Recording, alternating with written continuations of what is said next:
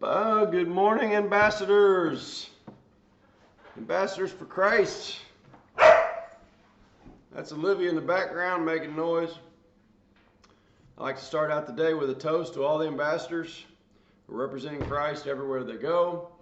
We appreciate your service. We appreciate your help. Remember, if you have Christ in you, you are part of the biggest, most important family ever. Yeah, right, Olivia, right. So here's a toast to all the ambassadors. We can't all be prophets and teachers and pastors and running churches, but we can all be ambassadors. So here's to all the ambassadors.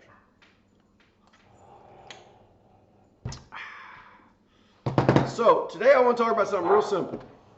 How to respond to the police if you get pulled over. All right, we're in this big defund the police movement.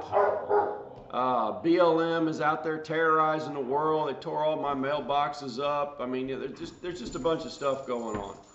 And I just think it's time. Y'all go outside. Come on. Outside. I'm doing a video. Outside. All right. So, if you're driving along and you've been doing anything wrong or nothing wrong at all, okay, and you get pulled over. You know, normally you get pulled over because you're speeding, you're in a stop sign, you're not driving right, your light's broken in the back, you know, your car's spewing out smoke. It's usually your fault. Every once in a while a cop will pull you over because he's just a kind of a prick, okay? He's in a bad mood, he's pulling everybody over. And he uses some lame excuse when he pulls you over. He might pull you over because he doesn't like your skin color. You know, you're driving around in a Mercedes and you're white. Or you're black or whatever, right? Who knows? Who knows? I don't care why. You know, just the fact that you're pulled over, you pull over with respect, okay? It's just the way it is. First thing you do is you take your keys. You take your keys out of your pocket or out of your car, wherever. I know it's a little weird now because I got key fobs. It used to be where you put your keys right there on the dashboard, and then I put my hands on 2 and 4, right? Turn the car off, put the key up here, hands on 2 and 4, okay? That's how you start. You want him, and you roll your window down, right? You roll your window down. Don't smoke pot in the car. Don't drink in the car. I mean, come on, man. You know, you want to smoke pot, smoke it before you get in your car and clean the car out. If you want to drink, have a drink or two. Don't drink where you can't drive, because then, you know, you should go to jail. But anyway, so if a cop pulls you over, hands here, you know, he can see your hands, and your response is, yes, sir, no, sir, you are right, sir, I'd like to go home and sleep in my bed tonight, sir, right? Because you're not going to fix the police department by arguing with this guy. That's not how you fix the police department. You know, whether you support defund the police, reorganize the police, whatever movement, let's not go there. You want to go home tonight and sleep in your bed.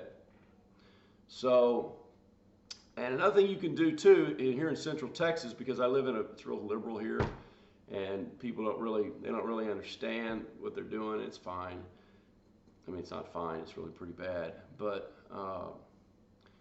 you know, I actually sent some money, $100, to the Central Texas Sheriff, Police, Fire Department, and EMS. It's called the 100 Club, and I'm sure you probably got a 100 Club or some sort of club in your neighborhood. Put that sticker on the back of your car so the cops can see it. You know, I also got a Jesus is awesome sticker on the back of my car, or a magnet. And you can call me and I'll give you one of those. It's a magnet you can take on and off, put anywhere. So if he's a Christian, right, which, you know, at least half the people in the country kind of assume that they feel like they are, and you might reach them that way, so he knows you're not a, you know, crazy person. I don't think too many people with Jesus is awesome are going to, on the back of their car are going to shoot police, so that calms them down. And then you have a sticker on the back of your car saying, I support the police, right? So he sees those two things, and he's on his guard, but you've already kind of broken a layer a little bit. And then he sees that you're respecting him, and he sees, yes, sir, no, sir. And you still may get a ticket. Now, I'll just be honest with you. This method has gotten me out of a lot of tickets.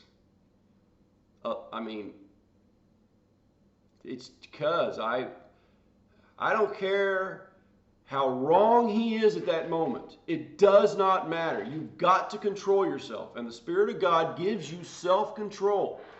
Right? At that moment, you respect that man. Even if he's wrong, you can't win. You can't win.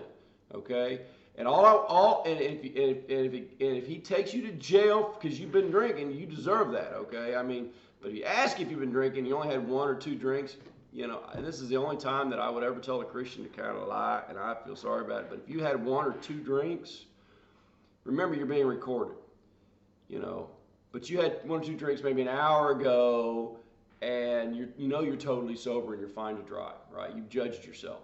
And he asks you if you've been drinking, sir. You say no. Say no.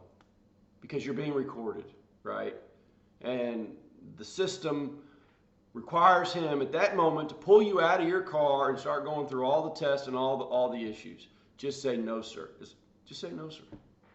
So anyway, it's a little side issue.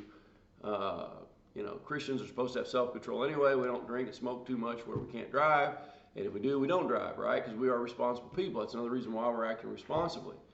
And if you want to fix the police department and the problems with cops, and let's say that cop was being unfriendly to you, but you're just yes sir, no sir, and you're doing everything right, he'll get in trouble if he needs to.